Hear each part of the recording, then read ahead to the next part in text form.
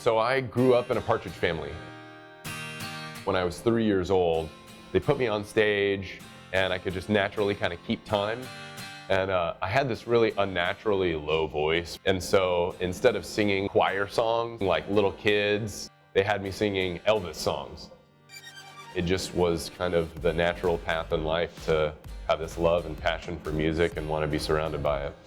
And then I ended up auditioning for a boy band. And so he put us on tour with Destiny's Child, and we opened up for Bon Jovi and did all these big fun shows. And that led to a career in acting. My whole life, I was gonna, for my career, be an entertainer. Whether it was in music or whether it was in acting, I knew that's what I wanted to do with my whole life. But when I decided that I wanted to change out of music and acting, one of the things that I could not really see myself being was a doctor.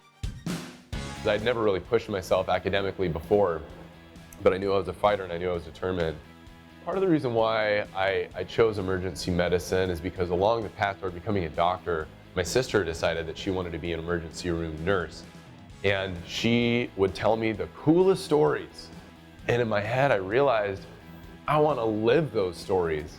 People in emergency medicine, the patient wheels in, we don't know what their diagnosis is, we don't know what's going on with them, we don't know what their short-term and long-term prognosis is.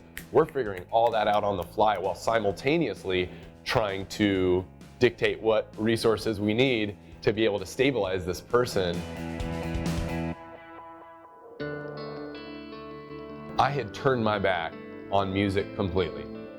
But then there was this one kind of magic moment that pulled me out of that. And that's when my mom was being treated for stage 2 breast cancer at UT Southwestern. We brought our instruments, kind of brought back the enjoyment and the passion of our youth and music. And man, that room lit up. And there was so much happiness and joy and love. And I knew that I had to do something to allow others to experience the positive benefits of that. And Music Meets Medicine was born.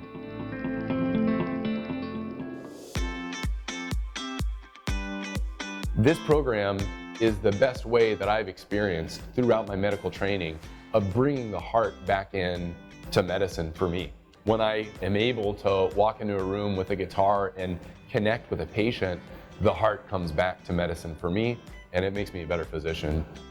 I think the key to being able to do this and to being able to connect with patients is to try to read the room the best you can, and that's something that we do in emergency medicine as well. And so you do your best to be flexible and to decide, are they ready to have that guitar in their lap, or is that way too intimidating? You know, do you need to ease them into that? In the very best scenario, Music Meets Medicine is able to provide a certain skill set for a patient to where they then can have that as part of their identity. They can go from just being a patient to being a patient who's also a guitarist and have that for the rest of their life.